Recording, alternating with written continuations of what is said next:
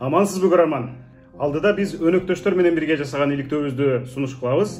Аны көрөрдүн алдында YouTube'дагы Али Токтакунов барагына сөзсүз жазылып коебуз. Анда кеттик. Аткезчилик жолу баары ушул бизде да, точкасы, мындайча айтканда. Баары кирип чыгып жүргөн ушулар.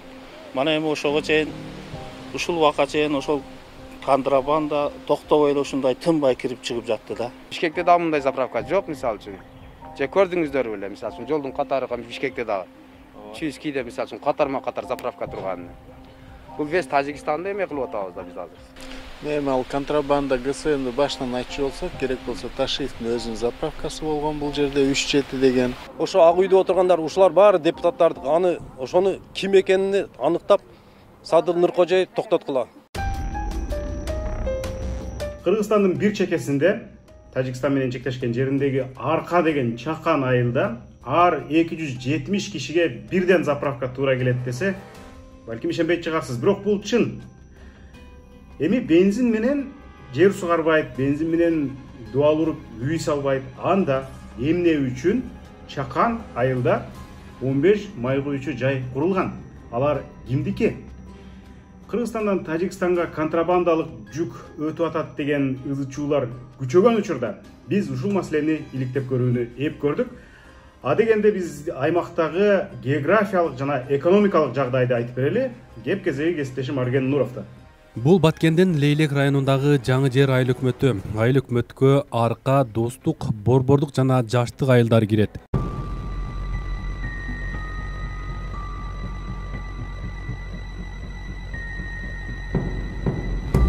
Бул айылдар апрелдин аягындагы чек ара жаңжалында катуу жабыркагандыктан аталыштарын көпчүлүк жакшы эле билип калышты окшойт. Өзгөчө Арка айылы биздин иликтөө ушул айылдын тегерегинде жүрмөкчү.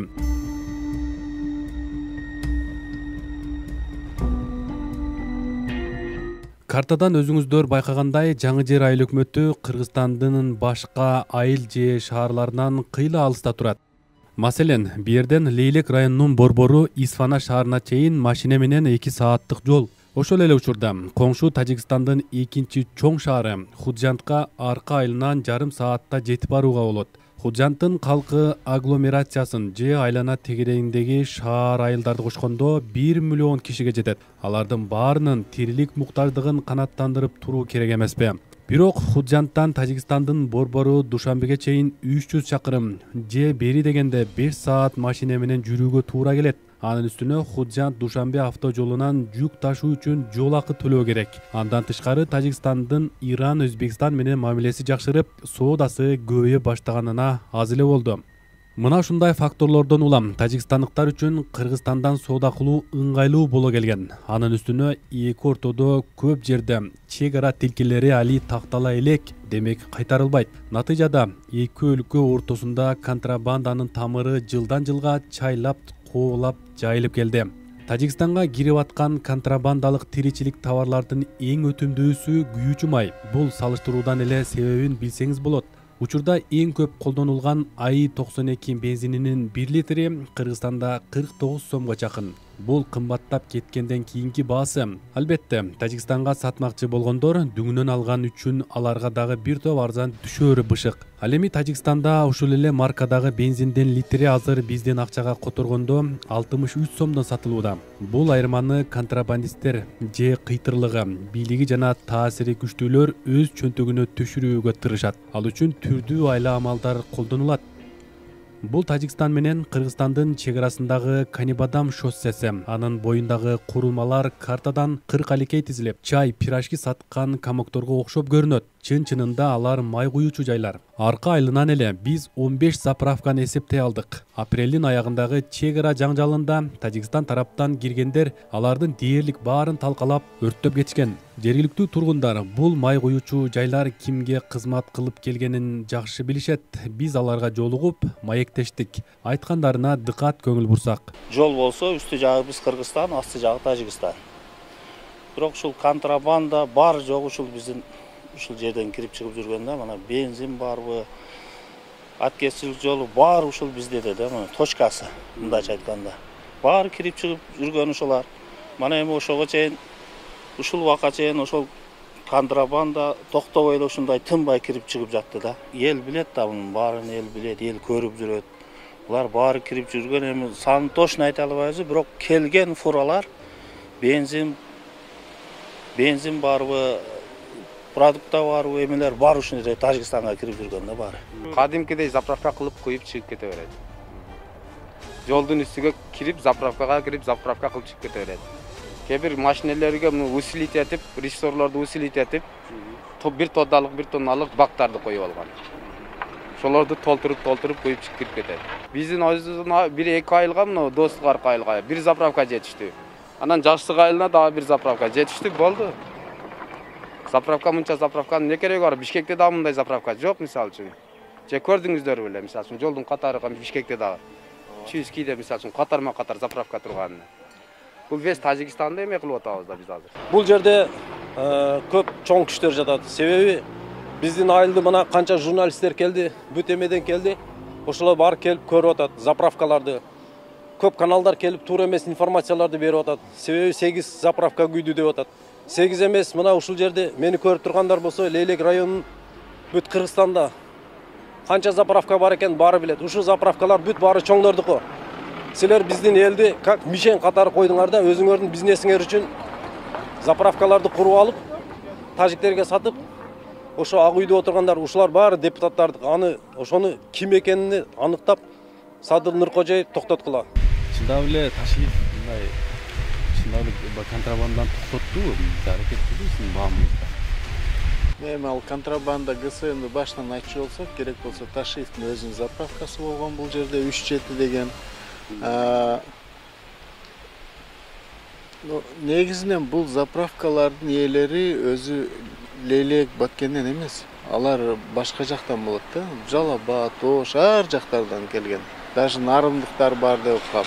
Албетте, УКМКнын төрагасы Камчыбек Ташиевке байланыштуу айтылган сөздү алдыда биз текшерип, чын бышыгын тактап беребиз. Ага чейин башка бир факторлорго көңүл бурсак. Башында биз ойлогонбуз, мынча көп май куючу жайды жергиликтүүлөр эле салса керек деп. Себеби дегенде, Жаңжер айыл өкмөтү Кыргызстандын башка айыл шаарларынан алысыраак жайгашкан дебедикпи? Ал эми чек арада жашаган эл тиргилик кылышы керек да, туурабы?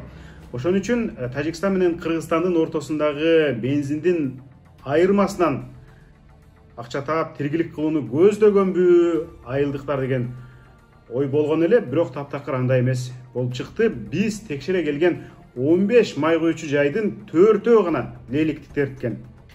Ал эми бирөө каракулжалык жигитке катталган, жаш жигитке катталган, дагы биринин ээси Таластын Кара Буурасынан болуп чыкты. Дагы 2 май куючу жай Оштун Кара Суу районунда катталган компанияга таандык экен. Андан тышкары Чүйдө жана Бишкекте катталган компанияларга 5 май куючу жай туура келет. Дагы бир май куючу жай болсо банкрот болгондуктан Айыл банкка алдырган экен ээси. Мына ушундай биз бул май куючу жайлардын азыркы жана мурдагы ээлери Кыргызстанга таасири бар адамдар жана компаниялар экенин тактай алдык. Азыр аты жөндөрүн айтып беребиз. Баары талкаланып, өрттөлгөнү менен бирөө аман калган. Ал документте Invect деген компанияга катталган май куючу жай. Бирок жерине барганыбызда баарыбызга белгилүү партнер нефть компаниясынын аты жазылып, логотиби тартылып турат. Бул компанияны айрым маалымат каражаттары Кыргызстандагы Газпром нефтиге тиешелүү экенин жазышкан. Бирок документте башка адамдар ээси катары көрсөтүлгөн. Ал эми директору Аваз Кидибаев суроолорубузга Facebook'тан жооп берип, бул май куючу жайды 1 ай мурда ижарага алышканын, Газпромго тиешеси жок экенин билдирди. Эч кандай контрабандалык түрдө иштеген жокпуз деп жазат Кидибаев. Дагы бир май куючу түйүнгө Кыргызская промышленная компания нефть и газ аттуу ЖЧК ээлик кылат. Бул компаниянын артында кытайлык China Petrol компания Жунда турат. Ал компаниянын Кара-Балтадагы Жунда заводу мунайды кайра иштетип, күйүүчү май өндүрөт. Бул завод 2020-жылдан бери иштебей турат. Бирок ошого чейин арка айылында заправкага ээлик кылып, өндүргөн бензинин тажикстандыктарга сатып турган.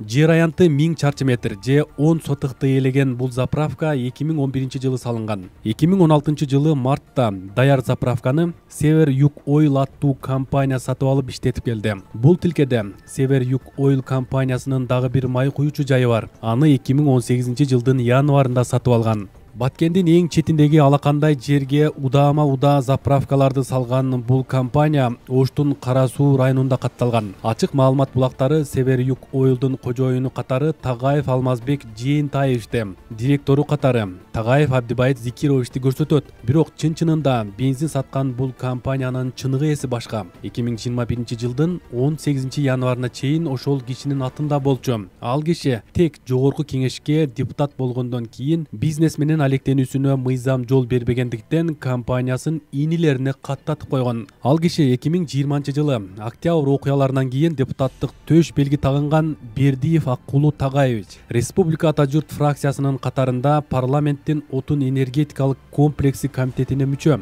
Күйүүчү майлар маселеси дал ушул комитеттин компетенциясында экенин белгилей кетели. Биз депутат Аккулу Бердиевдин өзүнө Facebook'тагы баракчасы аркылуу кат жазып, бирок жооп ала элекпиз. Эгерде кандайдыр бир жообун айтам десе, чакырып маек курганга даярбыз. Ошол эле программадагы башка май куючу жайлардын ээси менен дагы сүйлөшүп, алардын пикирин элге жеткиргенге даярбыз. Азыр эми дагы бир депутат тууралуу маалымат бере кетсек. Аркадагы 40ка тизилген май куючу жайлардын бир нечеси ошол депутаттын уулуна таандык. Мисалы, мына ушул май куючу жай 10 сотук аймакты ээлейт, 2012 жылы салынган. Андан 4 жылдан кийин 2016 жылы Петроресурс аттуу компания сатып алган. Бишкектик бул компанияга Маматов Акылбек Абдимухтарович аттуу жаран ээлик кылат жана башкарат.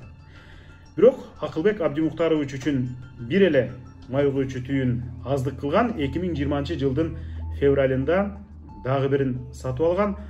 Ошол май куючу жайга ээлик кылган Альянс Капитал деген компаниянын дагы өзүндө каттаткан. Акылбек Маматов жогорку кеңештин депутаты, атамекенчи Абдимухтар Маматовдун кара чечекей уулу. Анын бизнеси атасы 2015 жылы парламентке келгенден кийин кескин күчөй баштаган. Өзүңүздөр көргөндөй, аркадагы эки май куючу жайды дагы 2016 жана 2020 жылы сатып алып отурат. Маматовдордун башка бир топ компаниялары бар. Анын бири Альфа Ойл.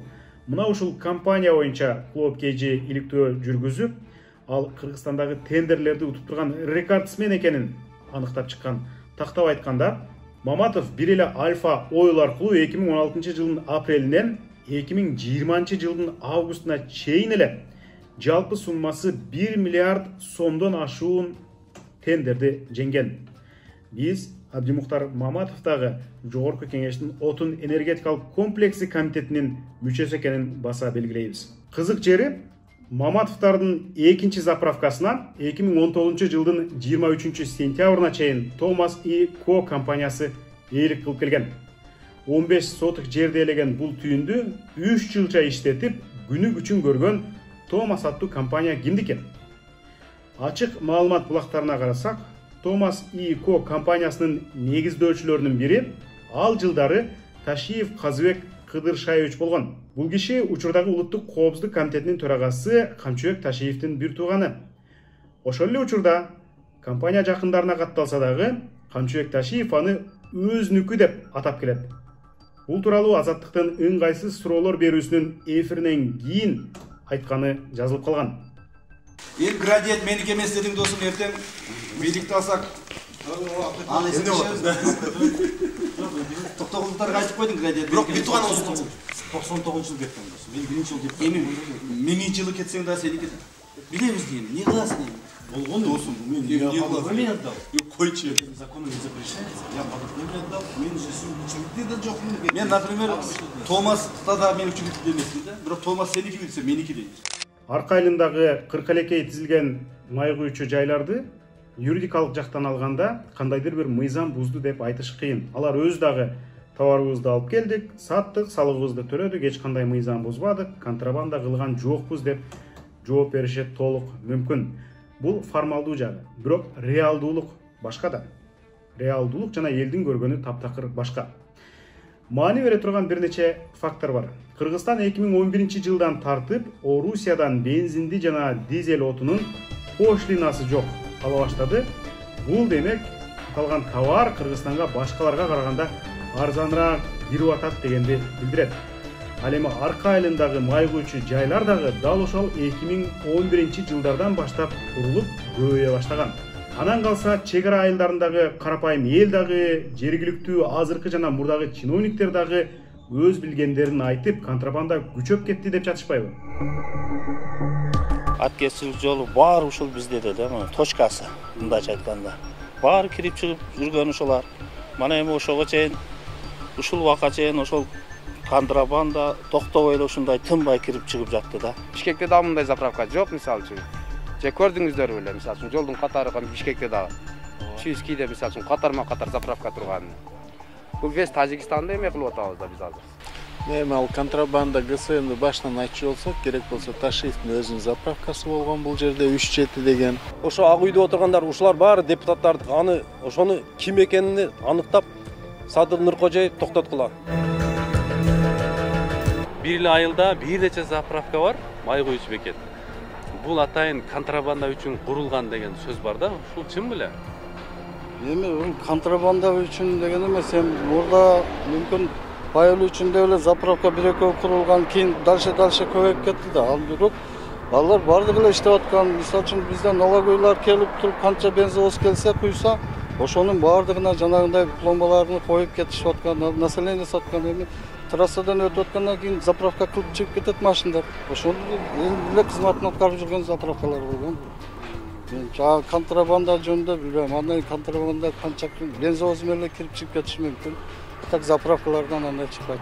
Контрабанданы токтотууну карапайым эл, чек арада кыйналган баткендиктер буга чейин бийликтен заргакшат суранып, талап кылып келишти.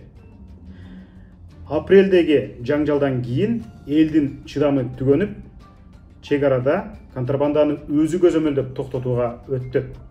Журналисттер алардын иш аракеттерин тынбай чагылдырып, иликтөөлөрдү дагы жасап келатабыз. Бирок анык чечимди кабыл алып, ишти жай-жайына коюп, контрабанданы токтотуу бийликтин колунда.